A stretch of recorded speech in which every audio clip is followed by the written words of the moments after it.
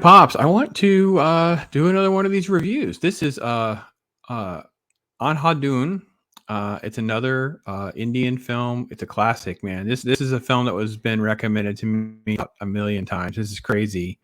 It is mystery, thriller, comedy, probably in that order.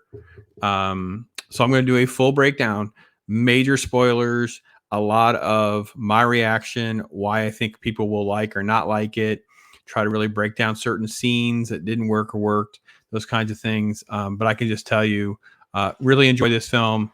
If you don't want spoiler stuff like that, go check it out for yourself and come back. I was able to find this very easily on streaming services for free. It came out in 2018. It stands for Blind Tune. That's how it translates into English. And it centers around a blind pianist. His name is Akash. But the star of the show, her name is, she goes by Tabu. And she plays Simi. She was in AVPL with Alu Arjun. And she plays Samsmon, the crazy police lady in Drishyam. Two films I've already reviewed. And I don't think AVPL really showcased her very much. I think in the other one, she was like crazy police lady. Like I didn't really give her the credit that she deserves. And in this film, she's next level. Like she's so freaking good. This lady has an incredible amount of talent. Very underrated. So let's get into it. I am Pops. This is my review on ANDHADHUN.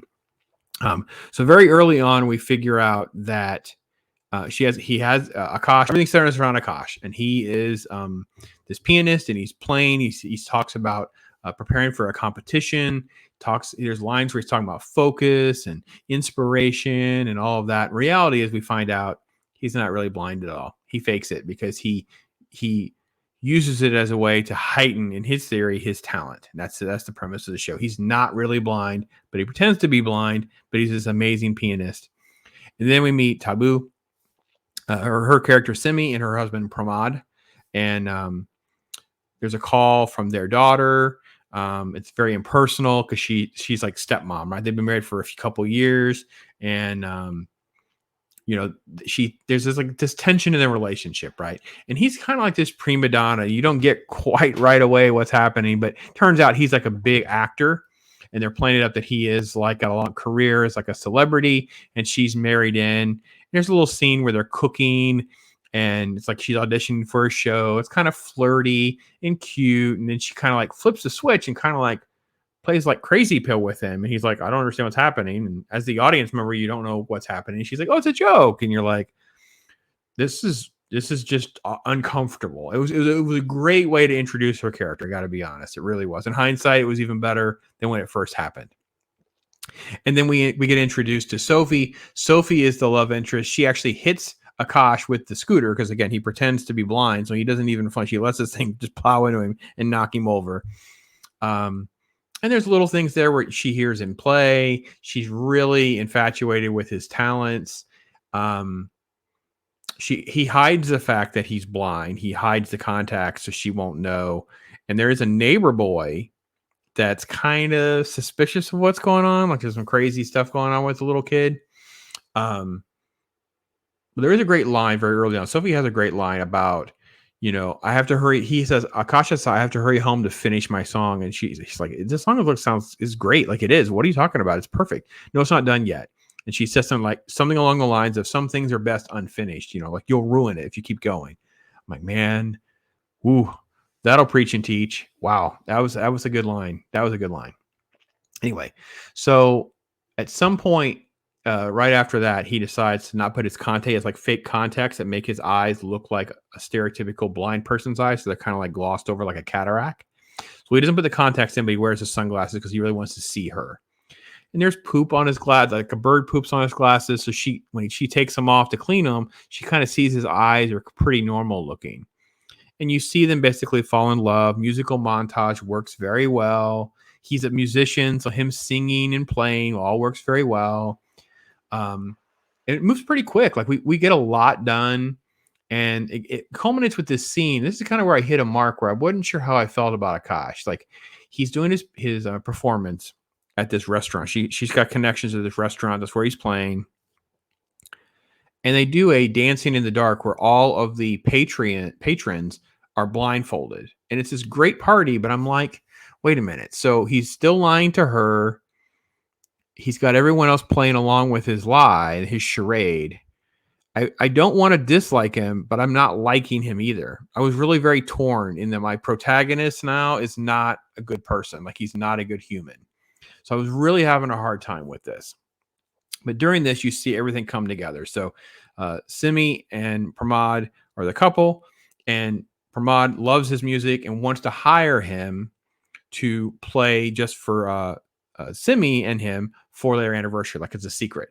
So sets all that up, and when he shows up, oh wait, sorry, let me get ahead of myself. Make sure I'm checking my notes, because before that happens, Akash and Sophie get together. Right, it's raining. It's an excuse for her to change. It's kind of sketchy because we know he can see, and then of course she's all about it, and she wears like a mask, blindfold, and stuff like that. So they get intimate, and then when Akash shows up, of course Simi answers, not knowing that he's coming. And he lies to her about being blind and how it happened. It turns out when he's playing, he realizes he sees the dead body. Pramod is dead right there. He can see. She doesn't know he can see. She thinks he's blind. So he keeps playing. He excuses himself, literally walks over the blood to go to the bathroom. And then when the camera cuts, you see basically this muscle guy with a gun in the bathroom. And you're like, oh, crap. Now he's trapped. Like, he can't really confront her. He can't really race out the door. He's sort of trapped. So you have a little flashback that kind of fills in the gaps of Pramod walked in on them sleeping together. They were dressing. They had been together, obviously. So that it resulted with Pramod being killed. And then basically, Akash basically has to resume his music. And in the process, and it is comedic. I know this is dark comedy. So if you're looking for levity, this is not it. But if you're looking for like that dark, edgy, the Indian folks, you guys must love this kind of stuff, because this is pretty dark. So basically, they're cleaning up the murder scene, stuffing him into a purple suitcase.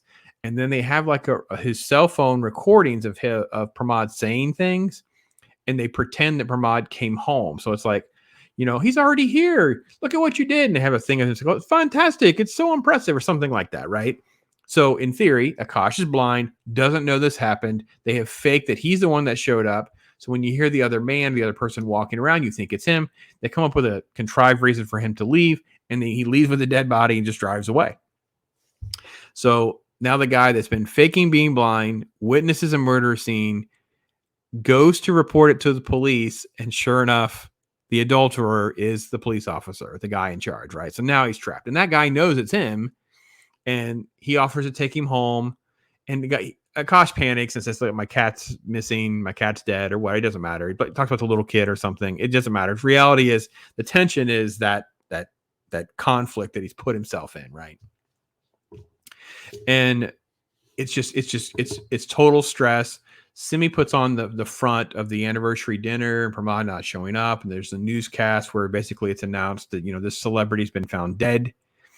They had taken his watch out of the suitcase. So they planted it somewhere. So this poor guy gets beat up by, I guess, the police. It's off camera, but he's getting beat up for finding the watch in a urinal. Like, he knows something about this murder case. And then you have Pramod's funeral, which Akash is playing at the funeral. It was really, really awkward. I'm like, this faking blindness thing has gotten way ahead of him. Anyway, long story short, there's an old lady literally at the funeral. Like, the old lady didn't go to the police like before the funeral. I don't know how much of a gap there would have been, but anyway, she's talking to a different police officer saying, oh yeah, she was sleeping around. They talk about getting a sketch and all of that. So the awkwardness continues to escalate with tension. Akash and Sophie have tension. You have no idea exactly what Simi and this adulterer, I don't know his name at this point. I do get the name. Bear with my notes. I try to give you my real time experience going through this movie, because I didn't know his name. You don't say his name till later. Anyway, Simi comes up with this reason of having a headache or something, going to this old lady neighbor, and then basically just throws her over the balcony. Now, simultaneous to this, and I don't quite remember, I must have missed exactly why Akash was going there, but he's going up the elevator, so it's perfectly timed when the elevator opens. He sees Simi throw old lady over. The witness is dead. So now he's witnessed that death too, even though she knows that he's blind, or she thinks he's blind. Anyway, so the neighbor kid's trying to figure out a way to prove that he can see. He's just catching little nuances and that kind of thing. Well, then Simi shows up at Akash's house because he's the only one that could basically ruin her alibis and scapegoats and all that kind of stuff to get away with all this, basically, and gives him like a treat and starts to make coffee.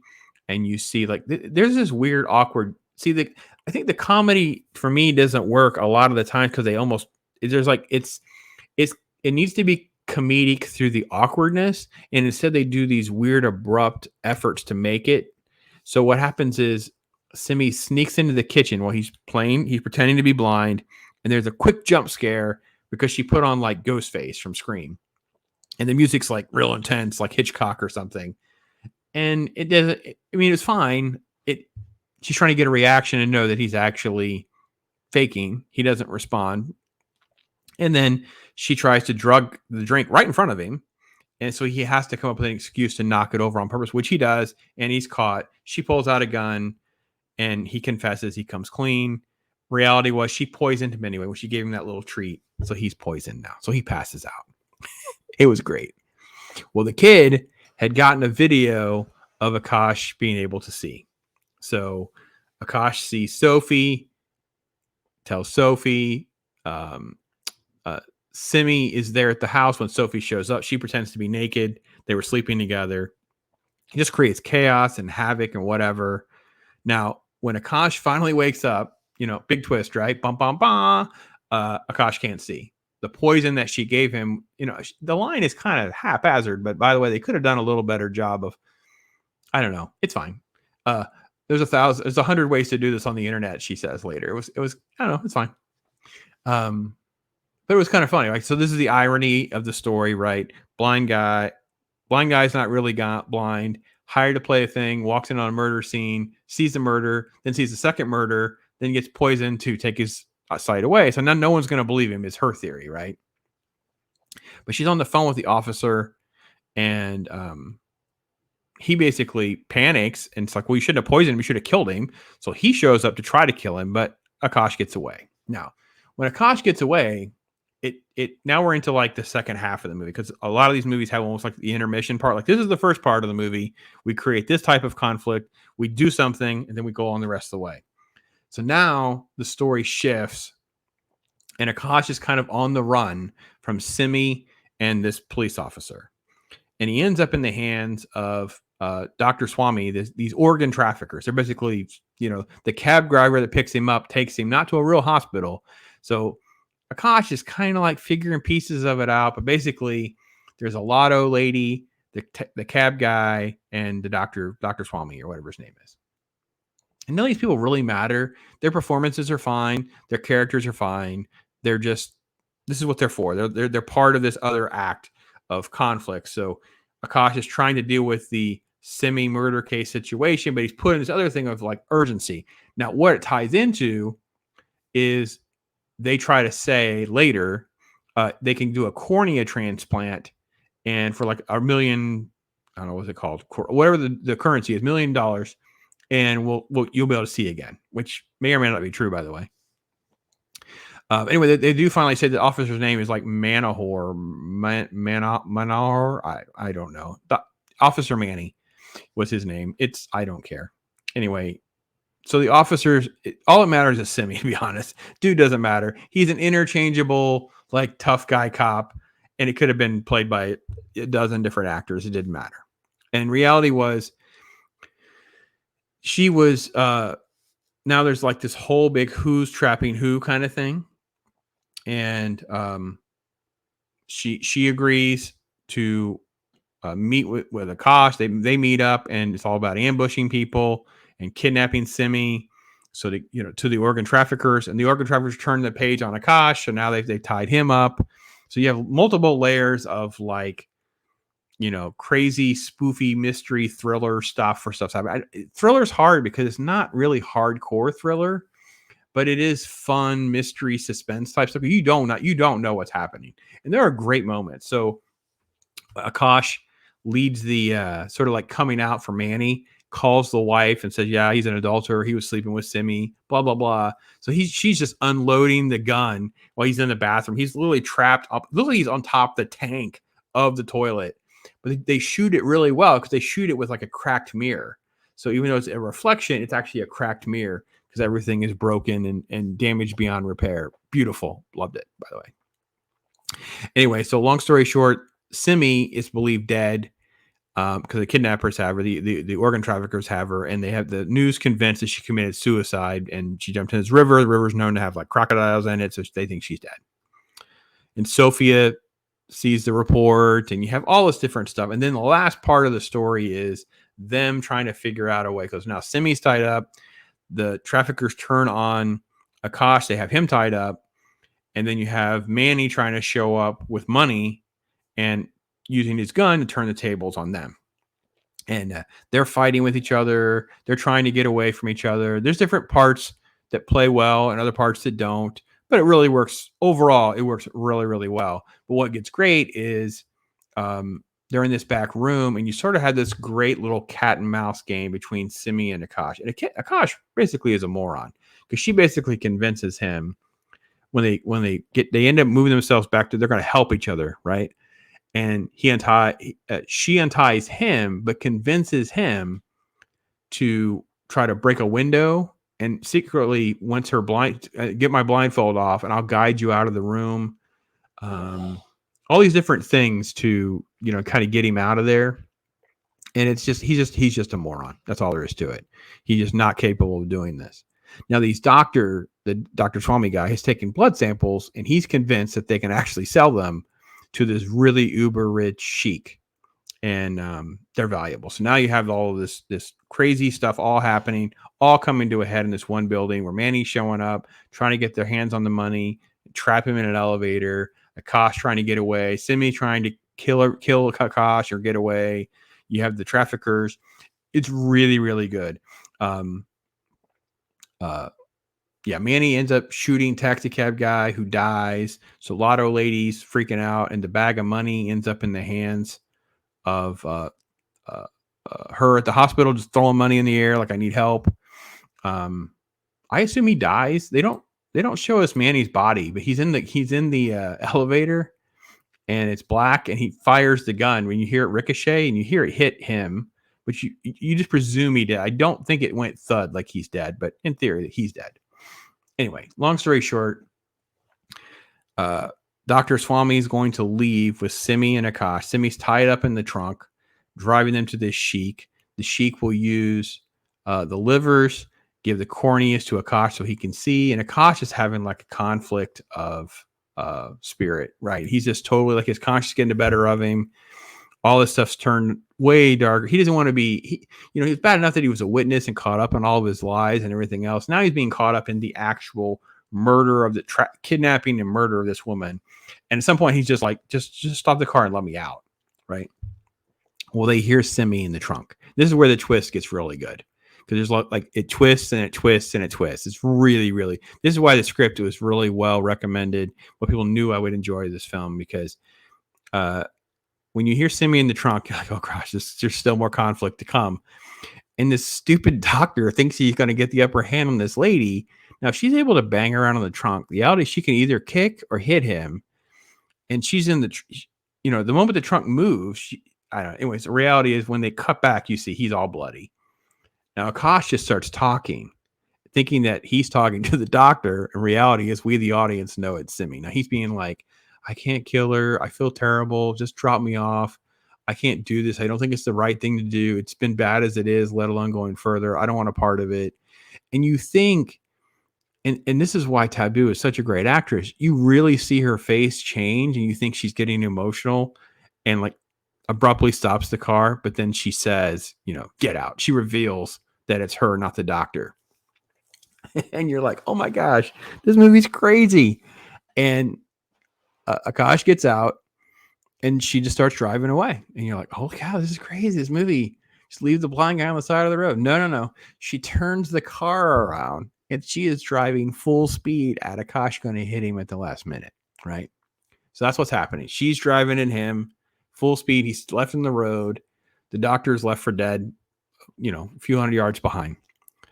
And then all of a sudden, they flash back to this scene, and I don't Okay, when the movie opens, the movie opens in this cabbage patch with this horrible CGI rabbit, and the rabbit's chewing on the cabbage, and the guy there protecting the field starts chasing it with his gun to get a shot. I think he gets one shot off and misses. Anyway, the camera cuts right as the rabbit gets to the edge of the road. Now, fast forward to this semi coming in Akash. We cut to this rabbit. The gunfire goes off. The rabbit car, all that happens. Simi panics and flips the car, which catches on fire, basically explodes and kills herself. And I was like, okay, that was crazy contrived. Hated the CGI rabbit, but I loved the twist. So that was pretty good. Not bad. Wait, we're not done yet. So, yeah, it was all right. It was good. And then we cut like 2 years ahead, right? We move ahead, right? By the way, there was a shot that shows that Akash and the rabbit are fine, by the way, which I thought was funny. So they jump ahead, and like 2 years in the future, Sophia's in London because he's a sign of Akash with his name on a sign performing. And, she goes up to him and touches him. They interact. They have coffee. And he basically just explains the story of what had happened. It wasn't cut in like real time. You get to fill in all these gaps. But then what happens is when they go their separate ways, because she's been invited to come to other more shows, but she claims she's leaving. And he's basically a blind guy. He didn't get a surgery, right? And then you see a piece of trash on the ground. He swipes his cane and knocks the trash. So like, he can see? Very good. Very good.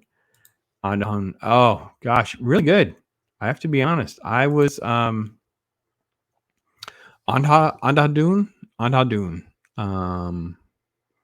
ANDHADHUN is really Blind Tune. Really good. Great film. A lot of fun. I don't know. It's not like an Oscar film. It's more like really good film for the populace. The masses would love this film. It'd be a lot of fun.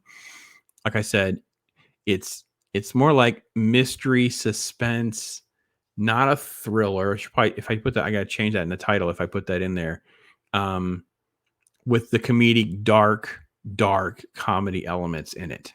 So very good film, really good. And like I said, Tabu steals the show. She's freaking great. By the way, there's a couple references to like getting money to go to London. Is that like a thing? So those using the comments in the chat, can you leave a comment? Let me know. Is that like a thing? Like there's a whole bunch of people that want to get enough money to go to London. Like I thought that was really odd that this film brought it up at least twice. Let's see. I thought the sound was really good because he's obviously a musician, and when he's playing and singing, it was all worked into the story really, really well. So a lot of the appeal of having music in these films, there's no major weird dance sequences or anything like that. They use a lot of music montage and stuff that really works for the story. I will say the sound mastering is really weird. This is the same thing with the Alu Arjun films too. When he's singing, you can tell he's lip syncing, like it's dubbed in badly. I don't know how to address the sound mastering thing. I'm not an expert or anything in that area, but it's something it just doesn't quite work. It's off a little bit. But I couldn't say enough about Tabu. She was freaking great. Now that I know she was bad cop in Drishyam, I realize, man, she has really got a lot of range. She can turn on like one emotion and flip into menacing like on a dime. She's a very talented actress. Way underrated. Like I don't know where she is in the Indian scale of actresses, but as far as stuff over here, she would be in a class. I mean, just incredible, fantastic film with her leading the way. So that's my take.